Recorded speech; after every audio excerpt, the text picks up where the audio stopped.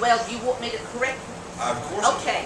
In 1977, Congress took a look at the Social Security Act and made some changes. They went back again in 1983 and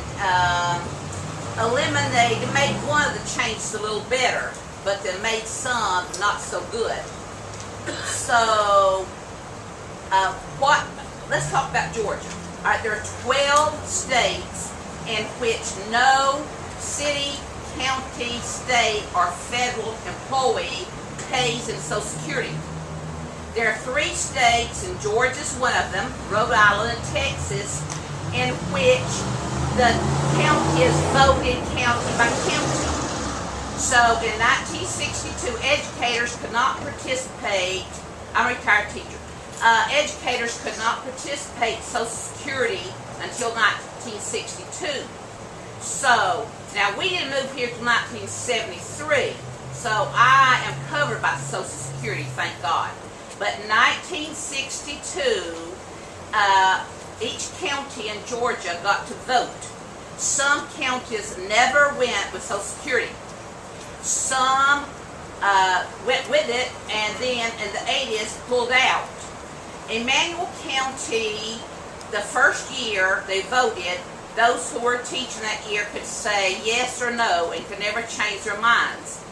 Now at the time, our school superintendent told the little old ladies, said, you all don't take much home anyway. You just, I would recommend that you not sign up for it and you draw on your spouses.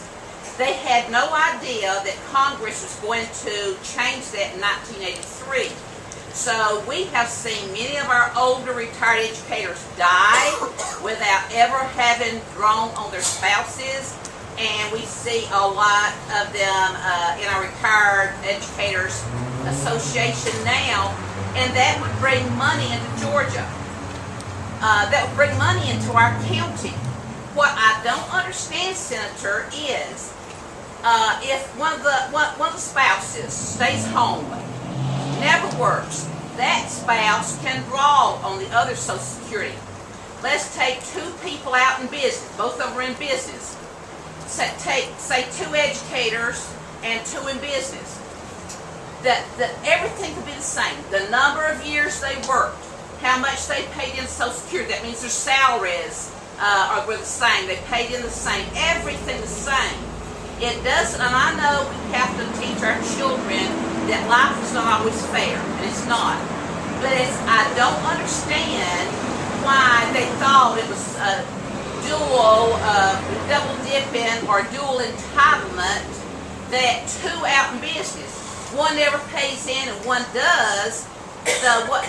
The one that doesn't can draw on that spouses. But if you're a government employee, again, city, county, state, or federal, then you can't draw on the others' Social Security. And may I make a suggestion while I'm at it? Now, I brought this up in several groups, and I was told by somebody that Congress can do anything it wants to legally, if it's legal and if it's approved. Then I would make a recommendation that you go back, that Congress make every citizen pay into Social Security. Now, the low income earner, I have no problem with his or her. They get a 60% return, 55 to 60 stats show. If you're in the middle class and up, you get a 25 to 30. I have no problems with that. The person is out there working. I have no problems with that. But I just hurry it up so we get some other questions. All right, okay. Let me try and answer your question. Partially. I think you're partially right, and I'll stand to be corrected about my votes. When I have always said if people opt out of a system, you can't, and then decide to try and come back, you can't let them come back without them paying everything else everybody in the system has already paid in. So you're correct. Let me finish this. You're correct on that. On the Social Security offset, or any offset on disability or any other pension, railroad pension or whatever, I have never supported any of those offsets. I believe if you earned a benefit and invested in that benefit, like state teachers' retirement or Social Security or whatever, I think you ought to get it. Now, you've educated me about one thing. I I was unaware that somebody who opted out, whose spouse died, could not get spousal benefit, while somebody who never worked, but their spouse died, they could get a benefit. That ought to be fixed. I was unaware of that. I learn something every time I come out and meet with the public, and I'll go to work on that. Well, we've had several local teachers write you and express concerns, and I would be willing to meet you wherever to discuss I think we this. just did. Well, there's a lot more I can say. Well, no, but I I'm know saying, you've got to get to other people. but I just want to tell you, we might have a difference on letting somebody back in the system they opted out and But didn't sir. pay into. Let me finish. We don't have any difference on the spouse, the surviving spouse. I think you're exactly right. And I have never supported offsetting disability or other payments against Social Security or any other retirement. But I'll check on the other stuff. But look at those 12 states, the educators and the firefighters and the police officers don't have a choice. They cannot participate. And That's Ms. because they Paul voted says- not to participate.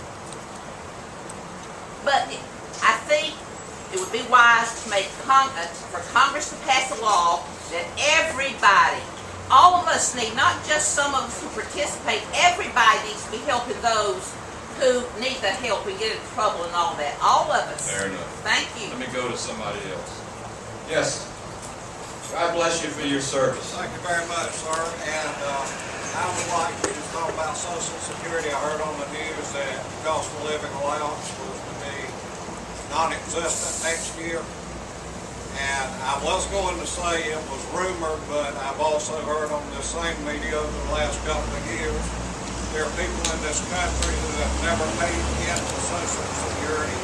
And if that's not bad enough, it's rumored that illegals are on Social Security along with numerous other benefits. Could you please explain to me that next year, and I'm one of them, I'm on long-term disability from Southern Nuclear Operating Company, and I'm on Social Security benefits.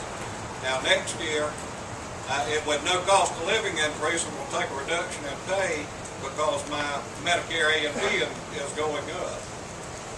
Is it true that illegals and people who have never paid into that are going benefits? 3 questions, I'll give you 3 answers. First,